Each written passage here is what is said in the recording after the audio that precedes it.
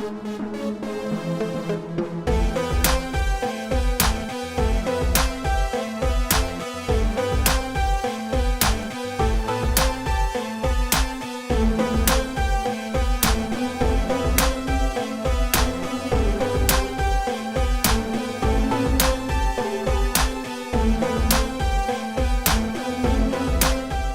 everybody, welcome to the Red Web Superhero Talk Show. I am your host, Brad West. We are going to be talking about Shang-Chi and the Legend of the Ten Rings. We gave you a little bit of earlier this week, a lowdown on the origin of Shang-Chi in the comic books, Marvel comic book character, and his influences, his history, as well as some of his great comic book storylines, what we expect and what we hope to find from the movie, some interesting factoids. Of course, here joining me are Mr. Greg Burrow from Dragon's Lair of Comics and Fantasy and Miss Anastasia Anderson. We're going to be mixing it up and talking about... now, unfortunately, if you saw our Chinese superhero episode, you do know that using culturally appropriated characters in comic books and any media is rife with all kinds of pratfalls and stuff, and so none is that more worse than when it comes to the villains. As you saw on our Monday's episode, we talked about Fu Manchu and what came along with that, the original father of Shang-Chi. And from what we all know, if you haven't seen these spoilers yet, then I don't know what world you're living in. But in the new movie, his father is not going to be Fu Manchu, but rather the Mandarin. Yeah, I was just to say, does it count if they've said it in the trailers? You know what? By the time we finish talking about the Mandarin, you're going to understand, they said it in the title of the movie, okay? The Mandarin is another Chinese-based supervillain. I mean, obviously, Mandarin Chinese. And he's originally a villain of Iron Man. Yeah, and he was created by Stan Lee and Don Heck. And Stan Lee and Don Heck. And so this is a really interesting thing, and one of the things, and we're going to come around full circle, but the main thing is this. Ever since the first Iron Man movie, the Kickstarter of the Marvel Cinematic Universe, the Ten Rings has been present, because for those of you who had seen it or remember it, or have to go back and remind yourself, Tony Stark himself was actually kidnapped by the terrorist organization, the Ten Rings. Yeah. And so this is where this connects back to everything else in there. So we're going to give you a little bit of a background on the Mandarin and what his relationship to the Ten Rings is, and then we're going to bring that back to how that's going to flow into the Shang-Chi movie. So, Greg, tell us a little bit about the creation and publication of the Mandarin. Well, he first appeared in Tales of Suspense number 50, cover dated February 1964. So he was basically portrayed as a genius scientist and martial artist. So already, fitting in with the whole Shang-Chi universe right there, with the martial arts aspect. And then, of course, he found the Ten Rings in an ancient vessel. Cool. Like a spaceship. Of course, he was created by Stan Lee. Yeah. And Don Heck. Now, here's the thing that's really interesting, and one of the reasons that a lot of longtime Marvel comic book fans were a little actually disappointed that we haven't seen the Mandarin up to this point yet anyway, is in the simple fact that the Mandarin was actually very much considered to be the arch nemesis of Iron Man for the longest time. Yes. In fact, in the old 90s cartoon, from when I was a kid, that's what I remember the Mandarin from, was that. And, and I think that was also one of the reasons that in the second Iron Man movie, third Iron Man movie, when Ben Kingsley played the Mandarin and Trevor Slattery. Funny. Super spoilery. Again, if you haven't seen this by now, then you go back to your rock. But everybody was kind of upset that the big fake out. Now, personally, I kind of liked it. Well, I kind of liked it. And Ben of Kingsley. course, Do we I need to go any found further than out that? it's like I didn't realize that there were shorts afterwards because I never. They did come back to that. So let me go back. When we come back to that in a minute, we're gonna tell you the real story about him and how he came to be in his background history. Well, I mean, as I said, basically, he's basically a scientist and a martial artist. His power is mainly the 10 rings that he wears on his fingers, which has changed. Now in the movie, they're going to be like armbands. But we were talking earlier, and we were thinking, the starship that he gets those rings from powered the ship and control different aspects of the ship. Mm-hmm. So, but there were dragons, space alien dragons that actually piloted that ship. And so it makes sense that they'd be bigger. So maybe they were dragon-sized rings, so yeah. maybe that's why they fit on his So arms. his short and sweet backstory in the comic book is that he was raised by this warlord father, and he was super smart and everything, but tragedy leads to him and his family losing their money and him getting kicked out and him seeking revenge on his village. He goes to this Valley of Shadows where this magical, mystical space, it turns out it's actually not magical, it's really an alien ship that had crash landed there, and he finds these magical rings, which are actually alien technology that were part of the propulsion system. Yeah. Now, from what they also control different. And they also control different weapon systems and the weapons, the environmental controls. Imagine if somebody had repurposed all of the different technology for other things, and he turned them all into weapons. Now, from like I said, like Greg said, they were on his fingers. Now, when I was a kid and I was watching the cartoon, they were much simpler. You know, it was one was shadow, one was light, one was cold, one was ice, one was wind, one was stone, that kind of thing. We looked up what they were in the comic book, and we're just not going to bog you down with that. If you want to go Google it, please do. It is incredibly complicated. It is way more complicated than I thought it was. Like, I even had I remember I had like an action figure, and on the back of the action figure, it had listed the rings, and I'm like, no, they were not like that. But then again, you know, they were kids. I don't know how you nerds keep memorizing this stuff, because that was a lot.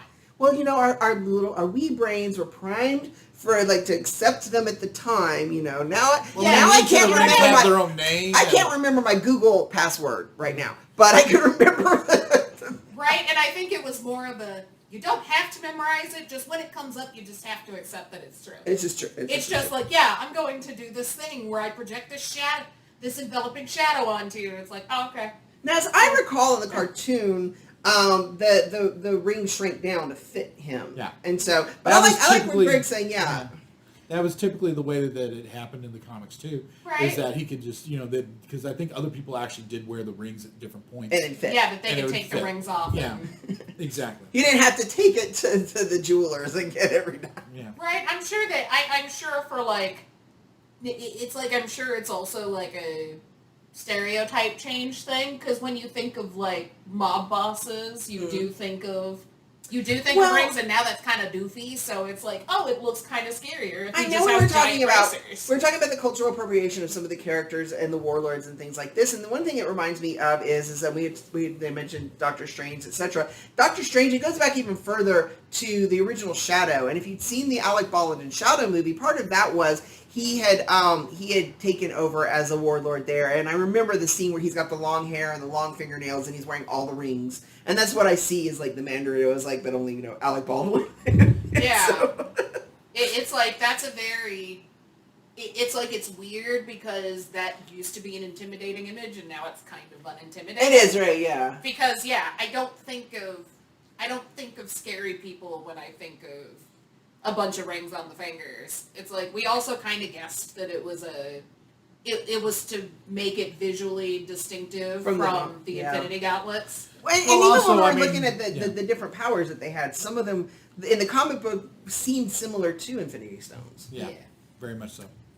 But I'm sorry, I interrupted you again. No, it's all good. It's all good. Yeah, we're all talking good stuff. We did. So he manages to take control of the valley. Also, I think one of the things that we found really, I'm not going to say frustrating, but basically, so his father was. Oh yeah. So as we had said before, the original Shang-Chi's was his father was Fu Manchu, who found this perfect white woman specimen, and so Shang-Chi was already half white anyway, and then the whitewashing continues because we just discovered that the Mandarin was also himself half white. Yeah, he's a descent.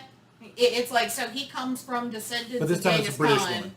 Then a British woman. The wife is a British noblewoman, but whenever his parents died, he's raised by his paternal aunt. Yes. And that's the one who makes him bitter to the world. So it's he had this. It's he had this mix, and then whenever they died, it was the Asian half of the family that made him bitter to everything again. Well, also on top of that, I mean, the time that the Mandarin was technically created, I mean, it was when they gave him what time he was born and all that kind of stuff. We're talking about pre-communist China. and supposedly like his family was well-to-do and everything like that.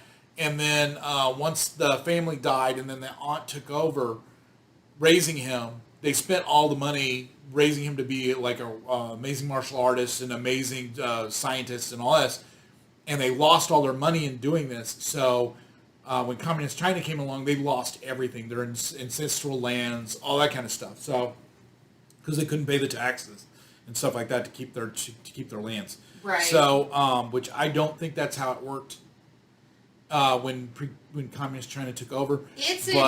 That's what they took creative liberties. Because I think when communist China took over, they took over everything, and then they were saying, "Okay, you're appropriated this."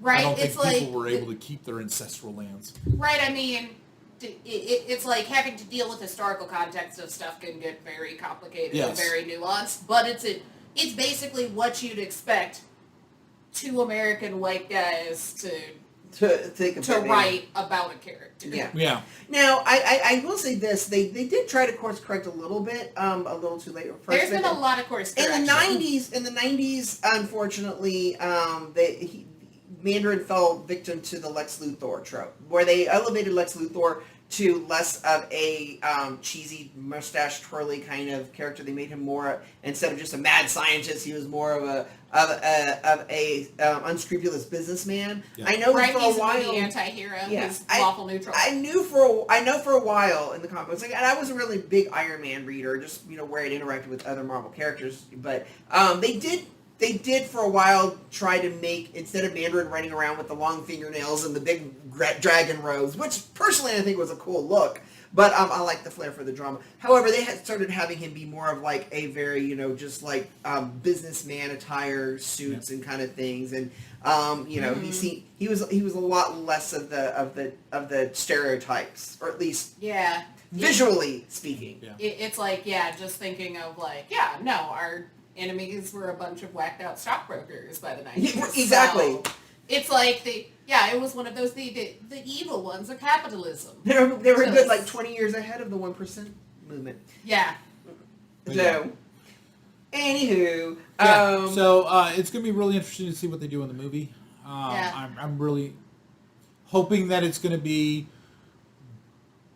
And I'm not personally familiar with the actor playing the Mandarin. However, I've got a very good authority. I've got a very good authority that this is a big name, a big classically known, well-known Chinese actor. So he's bringing like major star. Not that anybody else is like small fish, but I'm really interested to see him. I've probably seen him in other stuff and just didn't know it, but I'm really excited. I'm excited about it. Yeah, I'm excited about a lot of this movie, but I mean, again, I'm on the fence.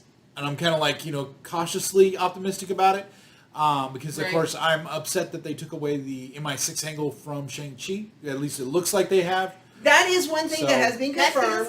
That is one thing that has been confirmed. Whereas in the comic book, by the time he gets around to fighting his dad, he's actively doing something constructive. Whereas in this movie, he's hiding out. He's being a slacker. He's being the equivalent of a slacker. So that is actually, you're right, that's a little bit of a thing. Right. Maybe they'll do it after. Yeah, maybe they'll do it after. Maybe that'll be like the next one. Maybe the sequel will be, Shang-Chi, Master of Kung Fu. I don't know. One thing last that I wanted to say on the note of the Mandarin that I'm kind of interested in is back to the Iron Man angle and how he didn't actually make it into the movies and stuff, and how I would have liked to have seen him in it. I personally liked the fake out because I like to be surprised. I'm like, oh, this isn't what I know from the comics already and everything. Right, and the short does make up for it. But the short does make up for it. If you've not seen the Marvel one-shot All Hail the King, I highly suggest it. Of course, Ben Kingsley's amazing. They threw in, they even managed to get Sam Rockwell in there for a minute, which is just precious as all get out. My biggest problem with Iron Man 3 is if you really break it down, and I'm going to stick this in your head to just ruin it for everybody, is that they completely made the Mandarin the exact same thing that Ra's al Ghul was on Batman Begins. Like, it was almost beat for beat the same story. And that kind of irritated me. But otherwise, I'm looking forward to everything coming out of this movie. I'm looking forward to talking about what our characters are. We're going to give you our review on it on Thursday. It's going to be our next episode. Yes. And then Friday, we're going to break down some of the individual characters, give you our opinions on the individual performances and everything. Did y'all want to throw anything else in there? Well, I think it's interesting how Marvel specifically tries to use the real world, but then takes it a step away from the real world. Because, like, for example, we're talking about the Hand. We're talking about, different entities like that instead of the Triad. It is interesting that they did not have the Hand at all referenced in it. Because they're moving away from the Iron and the Fist Ten thing Rings. And the Ten Rings and stuff. But the Ten Rings is an organization instead of the Triad. Instead of the Triad, yeah. Which is the real world mafioso. Oh my god, we should do an episode on the Magia, because that's a whole other story that's really fascinating when you're talking about Marvel Comics. And I'm actually, for a while there, Chinese film and stuff like that, they kind of veered away from the Triad and tried not to, talk about but that. now I'm like watching a lot of Asian dramas right now, and I'm really enjoying a lot of them. But there's like Triad this, Triad that. There's Triad stuff all over the place. And it's really funny too, is that so much of it is so Hollywood that that's not even what. But this is being filmed over there, and that's like. Oh, they're starting to do it too. Yeah, they're doing it over there because I know that there are instances of where the Triad came in and tried to tell Bruce Lee, "Okay, you got to kick us money." He's like, "No," and that's why a lot of people think he was assassinated because he was going up against the Triad. Yeah. Okay. It's like, I remember that was the big theory. It's like, plus... I've never heard that. It's the same appeal as Spies. It's like, yes, we could talk about the government stuff, and that's, one, that's not as exciting, and two, I don't know what people are and aren't allowed to talk about. But it's like, talking about the seedy underground is sexy. Yeah, it's sexy, it's like, well, hyperbole is probably safer. Yeah, there's also speculation that Brandon was killed by the Triad because of the fact that he was researching his father's death. Ooh, okay, that's juicy. We might have to talk about the Crow at some point. We'll figure it out. Oh, that's interesting. So lots of fun, interesting little factoids here on the Red Web. Make sure you like, subscribe, again, big and Bruce follow. Lee fan. Right. Oh yeah, martial arts is a great thing to talk about in comic books alone. And like I said, Bruce Lee all by himself is just phenomenal. He's just Well, that's our time for today's episode. Make sure you like, subscribe, follow, and share. You can find us on bradsredweb.com as well as Kaiju Lives Media on YouTube, Twitch, Facebook Watch, etc., etc. Let us know what you think. Comment. Look out for us in the fall. We're going to be trying to pull out some Patreon kind of things and crowdsource to improve our study, our knowledge, and bringing you more fun, interesting perspectives on superheroes and comic books and the world of our passions. So we love you, and we'll say goodnight for tonight.